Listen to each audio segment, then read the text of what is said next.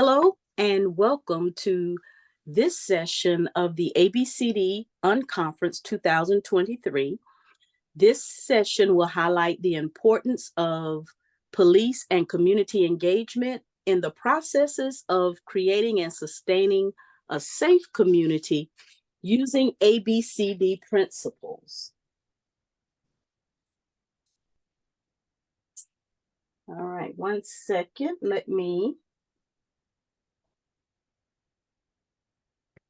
So as we begin, I give reverence to the indigenous and original people of this land, and I greet you in the traditional greeting of the Maasai tribe in Kenya and Tanzania, and that is, and how are the children? So with that, I just want to make a note for us here that this session is a re-recording of our previous session. So we will not ask any participants to introduce themselves, but we would also give honor to two great men in the asset-based community development world, and that is Mike Green and Henry Moore. And at this time, Karl, would you like to introduce yourself? Sure. My name is Karl Odenthal, and I currently work for the city of Aiken, South Carolina.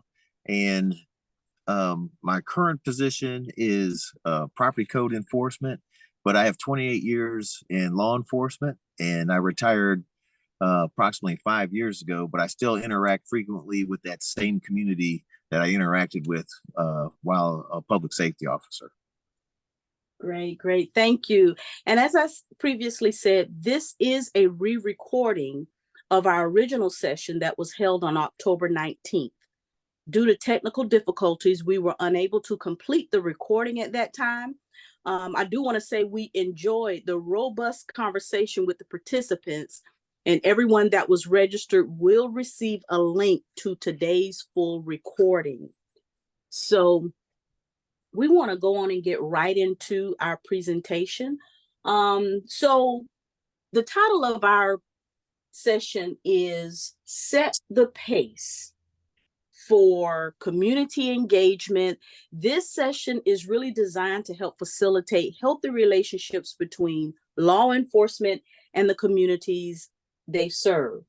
So we've looked at ABCD and 21st century policing. We call that the best of both worlds. And we're also going to talk about a safe community. How do we get there from here? So first of all, before we go any further, we're going to look at a little bit of the background of asset-based community development, and we're going to look at the background of 21st century policing. So I think it was probably about the late 80s or early 90s that the Asset-Based Community Development Institute was established by two faculty colleagues, John McKnight and Jody Kretzman, at the Center for Urban Affairs at Northwestern University. While the faculty was dedicated to social justice and urban change, their implicit view of neighborhoods was really that they were full of problems and victimized people. But McKnight and Kretzman began to recognize that their academic and policy framework rarely included the people or the neighbors in the areas that they were studying. So ABCD movement really began around that. If we're going to work for change, work for positivity, it has to include the neighbors and the people who are actually touched by whatever the situation is. And we have to build on the strengths of those people who are directly involved. So our ABCD principles are rooted and based and grounded in that. So when we begin to talk about ABCD principles, we normally hang our hat. Let's see, I don't want to get too far before. I tell you what, Karl, let's go ahead. And do you want to give us a little bit of background about 21st century policing? And Sure. Then maybe we'll go back and we'll talk about the pillars where we hang our hat with ABCD? Sure. The 21st century policing is really an extension of community policing, just evolved a little bit further. If you look at community policing in the United States, it really had a revival in 1990 or early 90s after an incident involving the Los Angeles County Sheriff's Office and Rodney King. The we as a nation realized we had some issues that we needed to deal with, and one of the ways we dealt with that was a reinvestment in community policing. With the Twin Towers falling in early 2000, a lot of the federal money shifted away from community policing. A lot of the federal grants that were helping support some of those concepts. And it shifted more towards Homeland Security, and we saw it kind of fade to the background again. But once we had the Michael Brown incident in Ferguson, Missouri, again, had a racial component between the Ferguson Police Department and an African American and part of the African American community. It really seemed to have that resurgence again. And President Obama got together a task force and developed a policy and recommendations for law enforcement for the 21st century policing, and it was a implementation guidebook. And the main concept behind it is you can't just look at law enforcement. It took the approach of community, law enforcement, and local government, and combine those three together and try to really interweave the objectives of those three segments of our society. And I think that really overlaps with the ABCD concept and the same, really going back to that same period of the early 90s, and they just overlap and really have a seamless run together. So that's just a absolutely, absolutely. You see exactly. And so that's why when we started talking about this, we threw in there the best of both worlds, because ABCD gives us 12 guiding principles that communities can use to strengthen themselves and build on the assets of the community, so that the community can come to the table with law enforcement more as a partner. And then with law enforcement looking at those 6 pillars of 21st century policing, there's a guide, if you will, for how law enforcement can interact better and in positive ways with the community. So again, I said there are 12 guiding principles of ABCD. And so for today, we basically will hang our hats with principles 1, 2, 5, and 7, I believe. And the first principle is everyone has gifts. The second principle, relationships build a community. The 5th principle, motivation to act. And that must be the 6th. I think I said 7, but I think it's the 7th one. Listening conversations. Really, if we start with that first principle and recognize that everyone has gifts, that could take us so far just in building our community. And even with community looking at law enforcement, if we can begin with those basic principles, everyone has gifts, and it's going to take relationships, not laws and rules and ordinances to build our community. It really takes the relationships with neighbors and neighbors among themselves, and then neighbors with law enforcement, neighbors with the governmental entity. So like I said, those basic principles really go a long way, inter-community and then intra-community. Karl, which you want to mention the 2 principles I think we talked about where we kind of hang our hats with the community piece? Sure. Well, I'll mention first, that there are 6, and I'll just mention what the 6 are, and then we'll focus on. The 6 pillars are building trust and legitimacy. Policy and oversight is number 2. Number 3 is technology and social media. 4 is policing and crime reduction. And 5 is training and education. And the 6th pillar is officer wellness and safety. And for the purpose of this discussion, we're going to focus on pillar 1, which is building trust and legitimacy, and pillar 4, community policing and crime reduction. And if you notice on the slide, the word mutual is in parentheses. That is one of our insertions, if you will. The pillars talk simply to law enforcement about building trust and legitimacy with the community. But when we look at ABCD principles, we recognize that for us to really have a safe community, there has to be mutual trust and legitimacy with law enforcement and the community. There's something to be said about that, most certainly. Karl, is there anything else we need on this slide? I don't think so. I'll, you just let me know when you want me to go into the detail on the pillar. Okay. Yeah. Well, yes, this is a good time. Let's do that. Okay.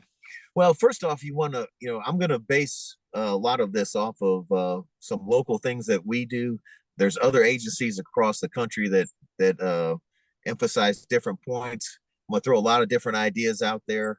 And what we've found is that, this is a basic template, but you've got to use what works for you locally. Absolutely. What works in Aiken, South Carolina may not work in, say, a different part of the world where you may have some cultural differences or some other things. So find what works for you, and we're going to help you find what that is. So first off, building mutual trust and legitimacy. I mean, how do you do that? You start by you could look at your policy and the oversight. Who makes your policy? If you've just got the police department saying this is what's best for everybody, that's not always the best way to go. Or if you just have one person in the administration and that's their job to do policy, it might not be the best encompassing policy to cover all the different things. And by policy, it's everything from use of force to how complaints are handled, all those different things. And a lot of people don't know what the policies are. If you don't know what your policies are, if your local agency isn't letting you know what the policies are, not that they're hiding you from you, but you just may have no way of knowing what they are. That's a good starting point to build that mutual trust. Locally, what we do here is, we put that out electronically for public view. If you want to know what our policy is, you could easily view that. You can pull that up and view that. We also are part of an accreditation process that's a national accreditation where we have assessors come in every 3 years, I believe it is, and they look at our policies and see, hey, is this a policy or is this actually something we're actually doing? And we make sure that we try to have a policy that reflects what we're doing. So by reevaluating that, we do an internal review every year. But also an outside group comes in and evaluates every 3 years. That helps us stay on track in terms of transparency and seeing and having some public input on what some of those policies might be. And the other thing, one of the other things we've done is in terms of building that trust is we started a Citizens Academy. A lot of departments across the country have that.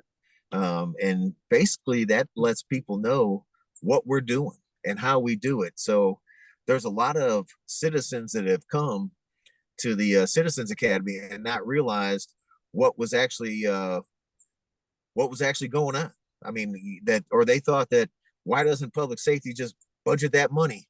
Because we don't control our own budget. We get our money from city council. And just understanding some of the processes and where things come helps kind of bridge some of that gap that we might have. The other thing we've got up there is you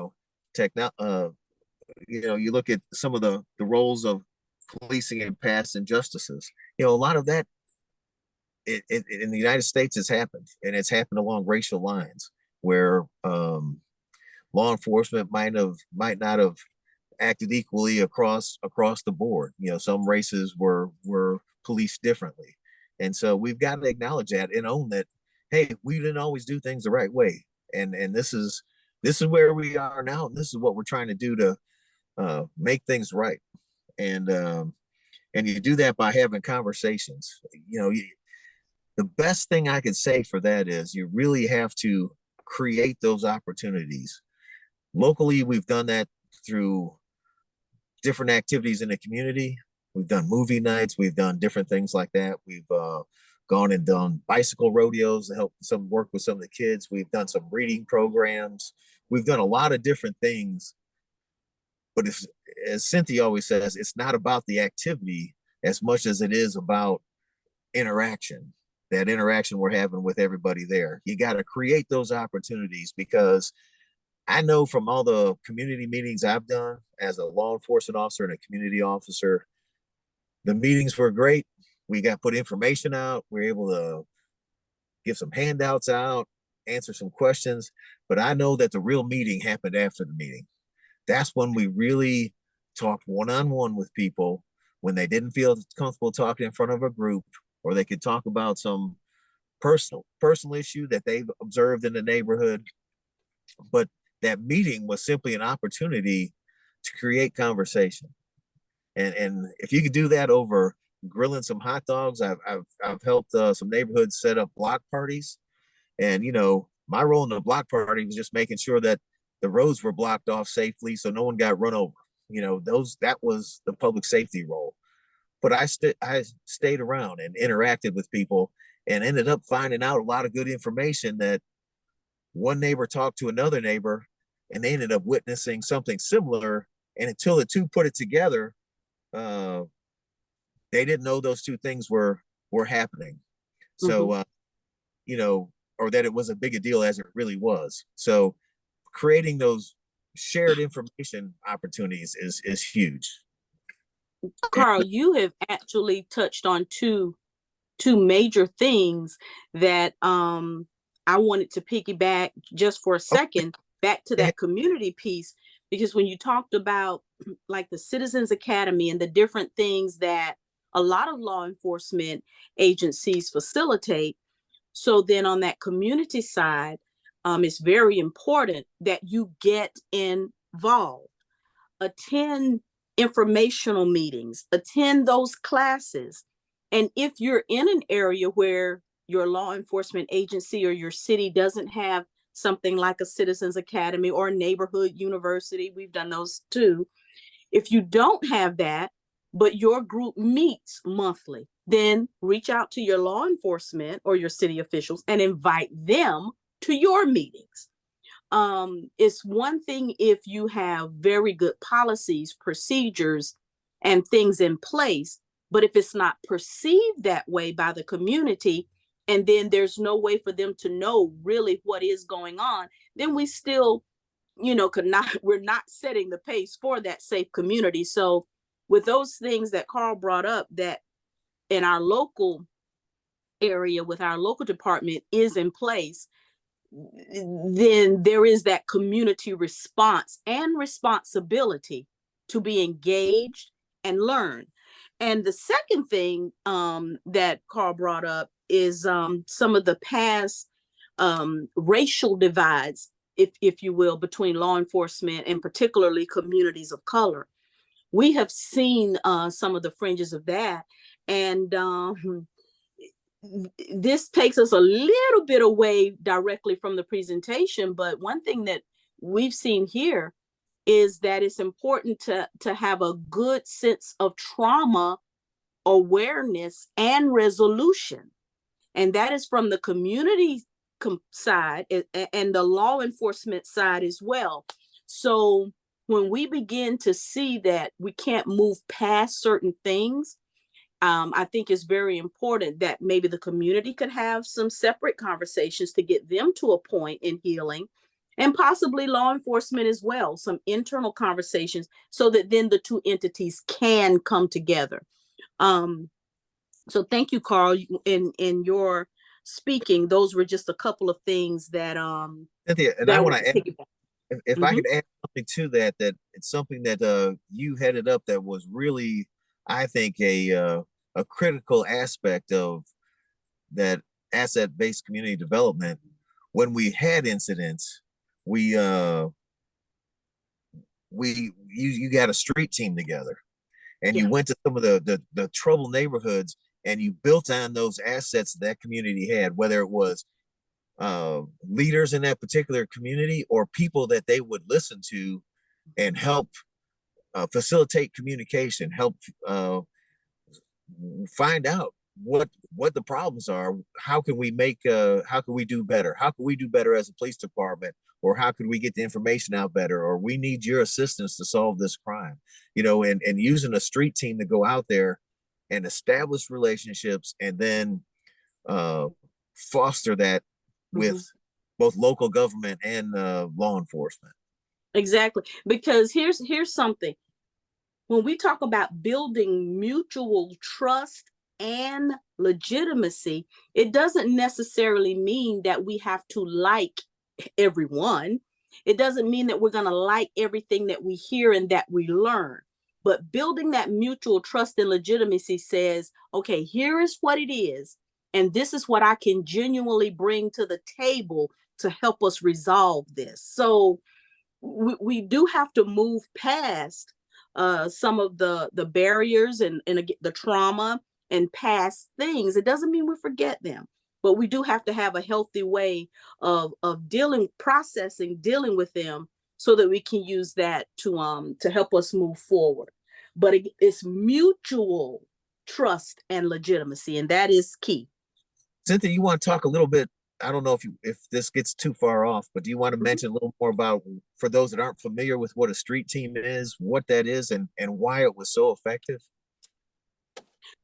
So we and I can't remember now exactly how many years ago it was, but so Aiken started a violence reduction program, and these were people who were called in for a meeting with state and local, state, and federal law enforcement, and it was basically to say, look, we need to stop the violence in Aiken. Here's where we are. There was some hard messages, but then there was also a community message that said to the people who are called in, we're here to help you, and we're here to help provide some services and resources, so that can pull some things together and move forward. Well, out of that, we began to make relationships with some people who had been on the other side of the law for a number of years. But a few of them and came together, and we just said, we want to start. They wanted to be a part of correcting actually some of the things they had been a part of sending off course many years before. And for a lot of them, their motivation was for different reasons. Some of them, it was because they now had children. Some of them spoke very clearly about when they had their daughter, how that caused them to have a change of mind. Others talked clearly about now that I have a son following in my footsteps, and why they wanted to change some things around. But we began to meet monthly, and we talk about some of the other peripheral situations that cause violence and crime in the community: education, literacy skills, poverty. Um, so that's what that street team really began to sort of go after. We set up some reading in the middle of a field with one of our communities, and then when there was a violent incident, that team would get together and walk and just talk, um, pass out some flyers, perhaps. And the initial walk and talk wasn't really always about, really what did you see or can you give some information.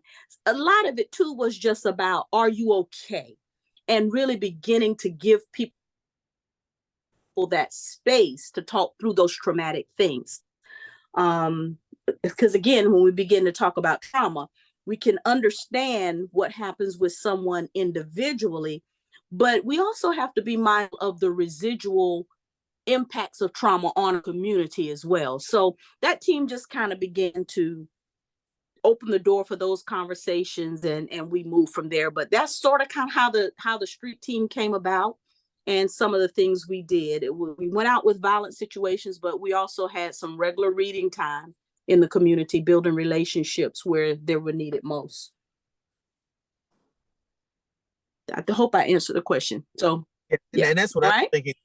I was really thinking about that particular community where you went out and you researched and did reading with the kids and found out who didn't have enough groceries, and you found out who was really in need, and it may Yeah. have started talking to some of these kids about how they're doing in school or some reading things. It created that opportunity to assist and plug them into some of the existing assets that that neighborhood has or has access to, and just didn't even know that those 2 points could connect. Yeah. Well, but also that street team component really was a carry forward from the bikes and books, Karl, that you started at one of our schools, in one of our communities, and but at the root of all of that is those relationships. Right. How do we begin building those relationships, and again filling those gaps? What is the quality of life? um so when we think about setting the pace for a safe community, it's not always about directly, guns and violence. Sometimes we can back up and really begin to address the quality of life issues that are going on. And that will take care of quite a bit of what we are facing in the community. So again, here we are now with the best of both worlds: ABCD guiding principles and 21st century policing. We could probably talk for hours on Mhm. each principle and each pillar of 21st century policing. But the bottom line of all is relationships that help us build mutual trust and accountability. Karl, I thought about another thing. Soup for the asset-based community soul. We did that for a little bit, Right. just coming together at a nice restaurant. They provide the soup and we do storytelling. Goes a long way to begin building that mutual trust and legitimacy. You discover shared values that you never knew you had, and you never will know if we don't talk. Right. Okay, so we've talked about, we've thrown a lot out there. So what, Karl? We probably have almost a century of shared experience and things. So I hope it doesn't get too muddy for people.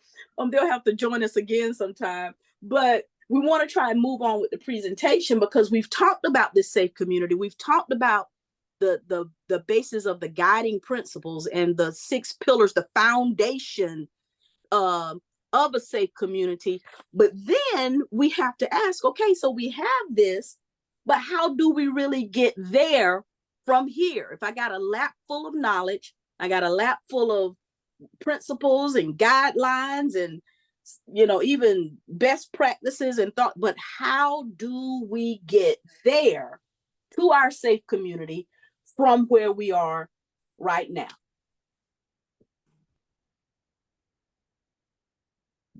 So first of all, and I got this quote from Karl, one of my favorite quotes now: seek first to understand, then to be understood. We can begin by assessing, okay, in my community, where do I sit? Which lane am I in? Am I a part of a fraternity or sorority? Do I own a business? I'm a mom, a dad. Am I a police officer? Do I work at the fire department? I pastor, a choir leader, children's youth minister. Am I an elected official, a judge, a city man? Where do I sit? Which lane am I in? Assess your position within your community and your agency. Okay. And also think about, am I a part of more than one lane? Most of us are, because most of us, you're a mom, a dad, you're a family member, and then we also have a job, or we may also be in ministry. So a lot of us will be in at least 2 of the lanes, but the key is assess your lane or lanes, and then begin to look at, from where you are, what can you do in that lane or lanes? And then you have a sphere of influence. So if you are a youth leader at the church, well, then you're around youth and you're around other leaders. How can you even help influence that sphere that you're in to do some things that go a long way toward building that mutual trust and legitimacy with your local law enforcement agency? I would encourage you, whatever lane you in, don't be afraid to reach out to other lanes, and share honestly from your perspective in your lane how you feel about certain things. Now, I would caution, don't speak as an authority in another lane. I know I am not a police officer. I work around police officers every day, all day, but I am not a police officer. I cannot speak as an authority in that lane. But reach out, have those conversations, go back to the ABCD principles. Remember, everyone has gifts, and listen, listen, listen. Have those meaningful conversations so that we begin to learn more about each other, and we can and help build that mutual trust and legitimacy. Cynthia, if I could just add from the law enforcement perspective, so many times as law enforcement, you want to come in and run everything. But you hit the key point there is listen, listen, listen. We have got to hear what's being said. Not to say we have to agree with everything that's been said, but we got to at least hear that perspective. We've got to hear it, and we've got to listen to each other in order to really come and have a true conversation. Both sides need to be heard. Exactly. And you know what? We talked about the meetings and things like your Citizens Academy and those type things, but also take notice in your community. What are some hangout spots?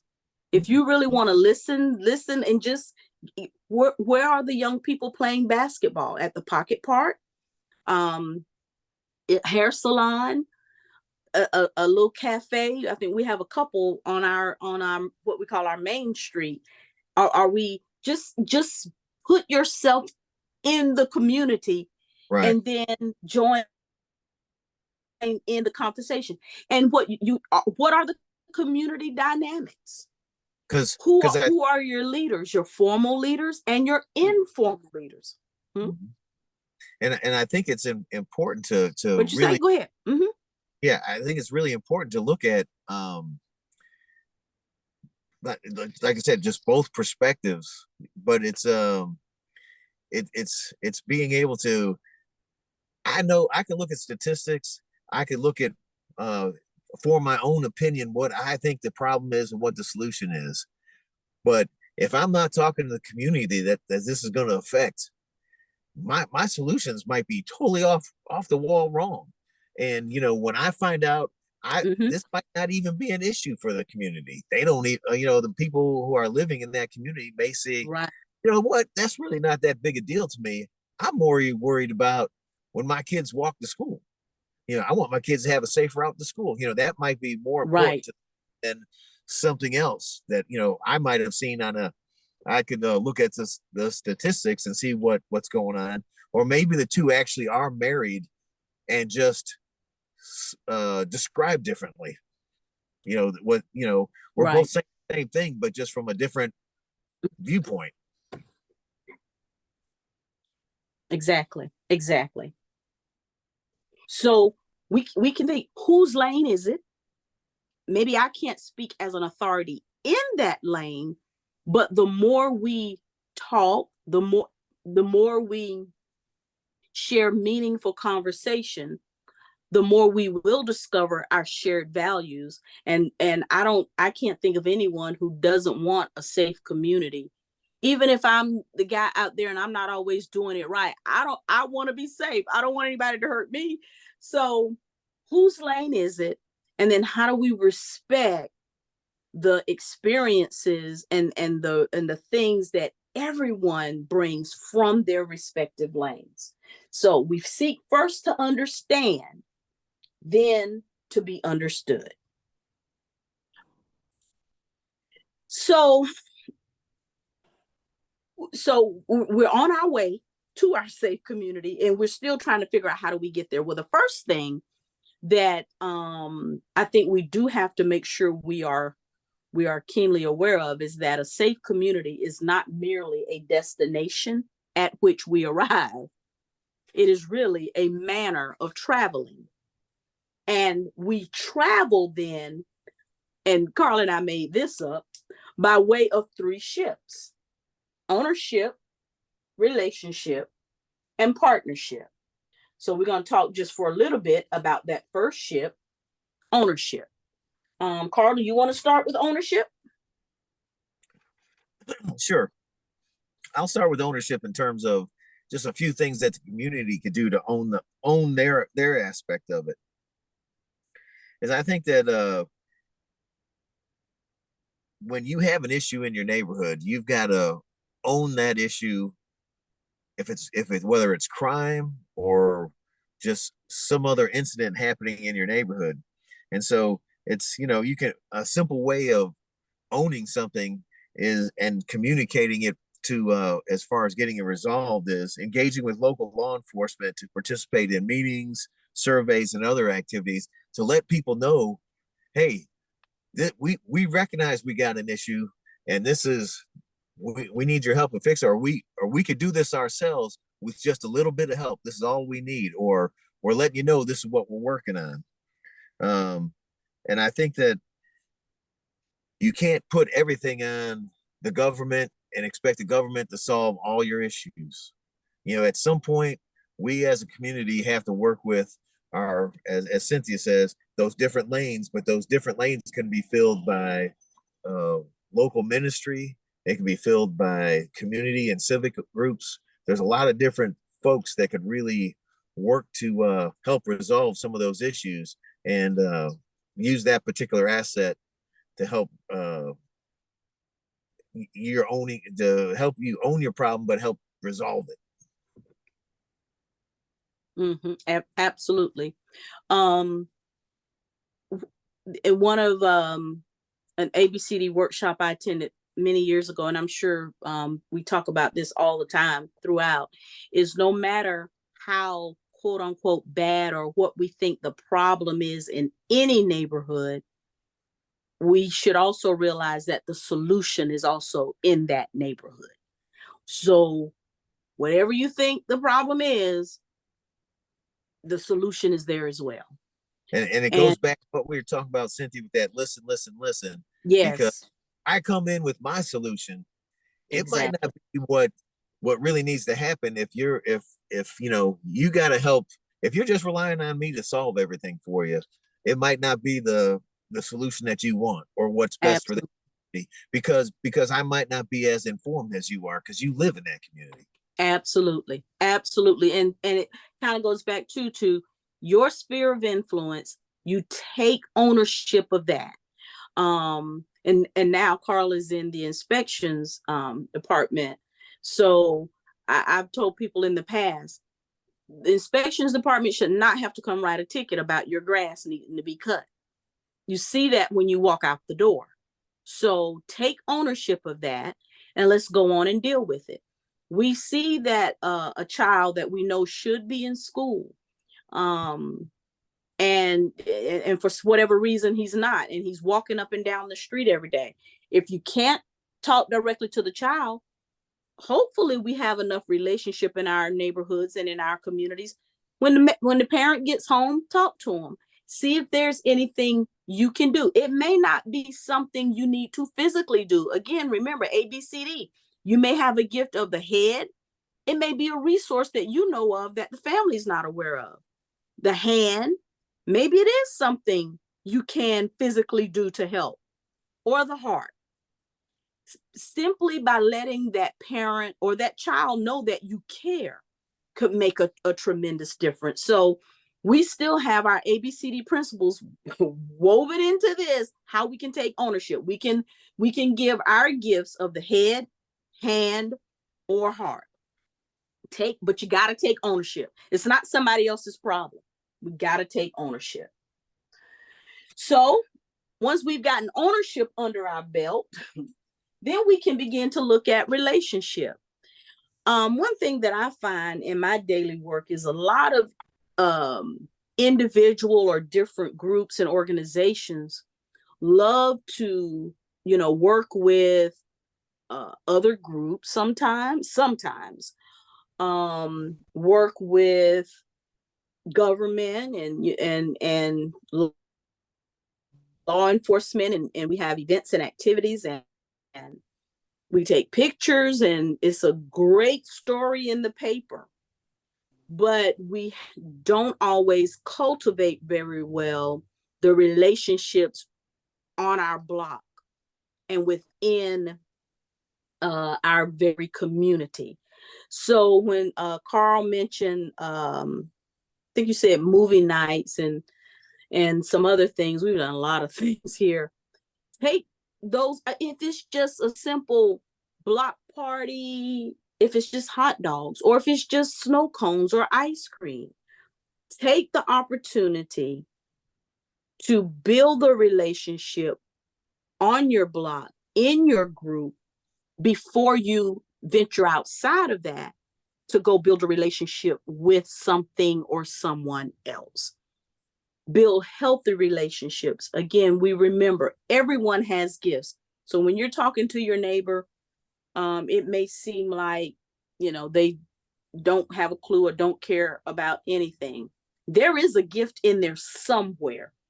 Listen, listen, listen, and you'll discover it. Start talking about different things. The way I get a lot of people to volunteer for things, we start talking. I listen for their passion. I listen for when the tone in their voice change, when they lighten up. I'm going, oh, yeah, okay, we found your passion. But that only comes through relationship. So that's your second ship on your way to your safe community. And Cynthia, if I could add, mm-hmm. And I think from the law enforcement perspective, it's very important not to get lost in the activity. One of the issues we found with some of our officers early on when we were first setting sail in this field was we had an event. I'll use a snow cone event where it was really a hot summer day and we were making snow cones for the kids, and it was really looking for opportunities to engage with the kids. Well, the line was so long that the officers literally could not do more than to say, "What flavor do you want?" as they're making this cone, and the kids were coming and going, and no true interaction or relationship was being built. It was totally in the activity. So what we found is we branched out and got some community members who brought the stuff, all the materials and everything in a machine to make it, but we let the community members make some of those make the snow cones, and then the officers were freed up to actually talk with some of the kids and talk with some of the adults that were there that brought them, and really have that meaningful interaction. Well, some of it might have been a little bit superficial, but you know what, you end up seeing these same people on a call sometimes. Right. They may be a victim, they may be a suspect, they may be just a neighbor who witnessed something. It could be any of those things, but now you have some connection to that person. I remember when you did this for my son or my daughter, and then they might not remember your name, but they remember your face, and they'll come over and talk, and then that's where the rubber meets the road. That's really where the true progress gets made. Exactly. So we've been talking a good bit, but if you're mindful, you see, again, we're going back to those foundational principles. Everyone has gifts. Listen, listen, listen. Relationships build a community. We're going back to the same principles and then the same pillars. How we're building mutual trust and legitimacy, and then really addressing community policing. So our third ship, then, once we have really effectively taken ownership of our sphere of influence, we've begun to really build healthy relationships internally within our communities, our organizations, and then across lanes. now we're ready to really have some productive partnerships, real partnerships going forward. The Palmetto Group, we do another workshop on the difference between partnerships and collaborations. So that's another story for another day, because sometimes we do use the word partnership a little bit too loosely.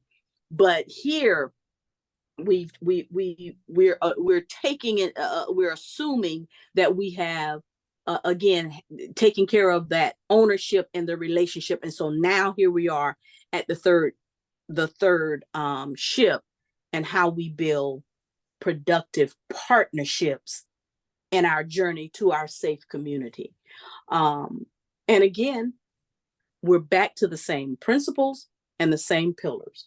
There has to be mutual trust and legitimacy, and I'll say and accountability and transparency, and recognizing, again, I'm in a lane, you're in a lane. I don't have to. A good partnership, we should not look alike anyway. We should not really have the same strengths and weaknesses. So I've got a set of strengths and weaknesses, and then so does my partner. And we look at how we fuse those and blend those together for the best outcome.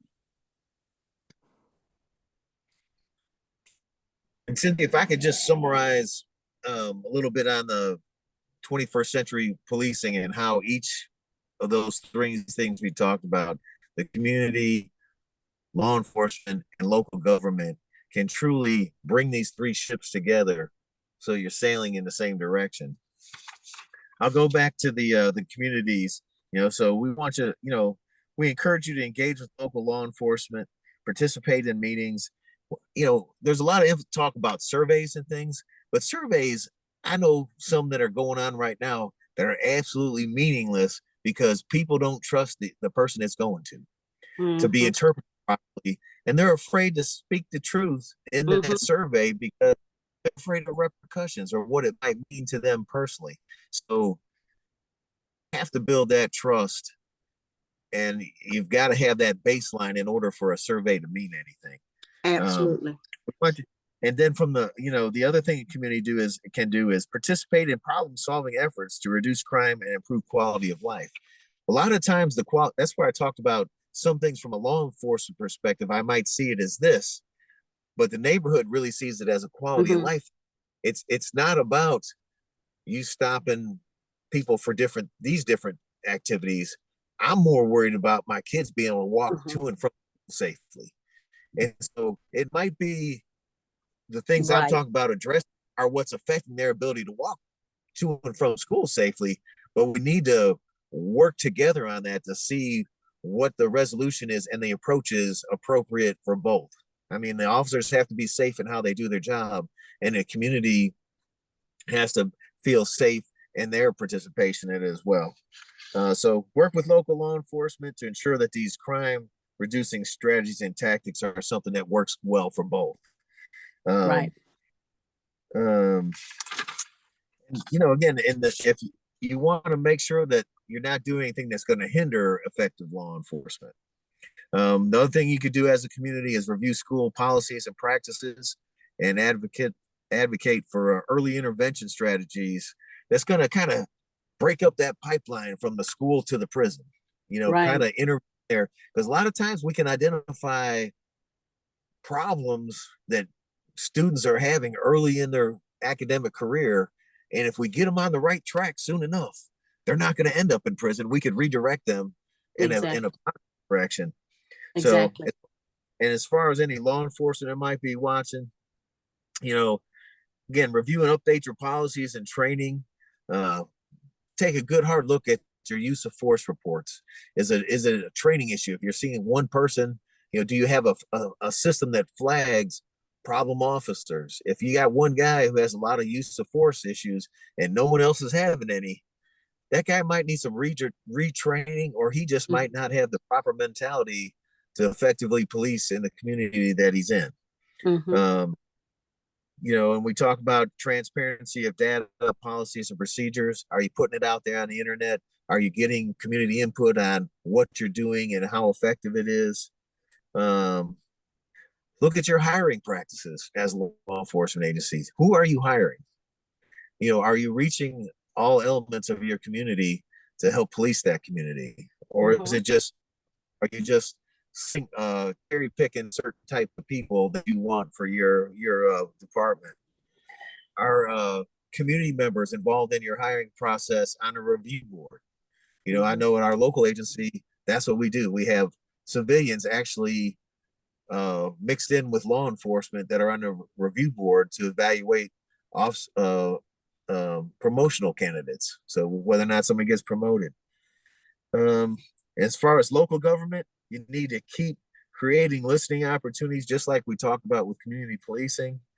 Allocate government resources for some of the implementation of some of these ideas we're talking about. Again, you need to conduct community surveys on attitudes towards policing and let people know what the results are. Don't just do a survey and not tell anybody. You need to get that out there. And recognize and address holistically the root causes of crime. So that's just a quick review. It goes in with it partners and overlaps with those SHIP and the ABCD principles. Just a quick summary of those. And just a more quick reminder as we wrap that part up. A safe community is not merely a destination at which we arrive. It is a manner of traveling. And just like all of those items and those that list of reminders that Karl just shared, and as we've looked at the ABCD principles, all of that, we have to, the more we practice it, the more we think about it, it becomes a part of our natural operation.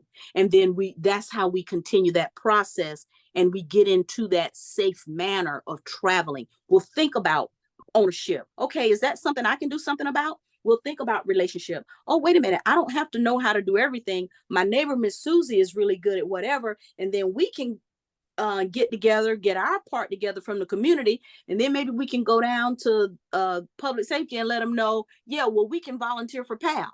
And then now we have the forming of a fantastic partnership. So as we begin to just absorb these things, it becomes our natural way of operating with our community and then with our local law enforcement entities.